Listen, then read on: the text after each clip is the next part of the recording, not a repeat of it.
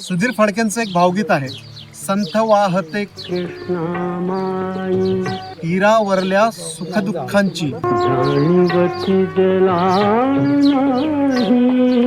मित्र, मी सध्या बसलो आहे ते कृष्णामाईच्या नदीपात्रात आणि संगम माऊलीला वेण्णा आणि कृष्णा या दोघींचा संगम होतो आणि पुढे ती कृष्णा म्हणूनच जाते. महाबळेश्वरला 5 नद्यांचं उगमस्थान आहे. 5 नाही, एकूण 7 नद्यांचं आहे, पण त्यापैकी 5 नद्या ह्या बारमाही वाहतात आणि 2 नद्या ह्या गुप्त आहेत. 5 नद्यांमध्ये कृष्णा, वेण्णा, गायत्री, सावित्री आणि कोयना या 5, सरस्वती आणि भागीरथी या 2 ज्या आहेत ह्या गुप्त आहेत. त्यापैकी सरस्वती जी आहे ही 12 वर्षांनी प्रकट होते आणि भागीरथी जी आहे ही 60 वर्षानंतर भेटायला येते. ह्या 5 ज्या नद्या आहेत त्यापैकी 2 नद्यांचा संगम इथे संगम माऊलीला होतो आणि हे दक्षिण वाहिनी आहे. बाकी सगळ्या नद्या ज्या आहेत त्या उत्तर वाहिनी आहेत. पुढे ही कराडला प्रीती संगमावर, कराड आपल्याला माहित आहे यशवंतराव चव्हाण यांची जन्मभूमी आणि कर्मभूमी. प्रीती संगमावर हिला कृष्णेला कोयना येऊन मिळते. पुढे ती कृष्णाच होऊन पार सांगली आणि कर्नाटकातील जे अलमट्टी धरण आहे त्या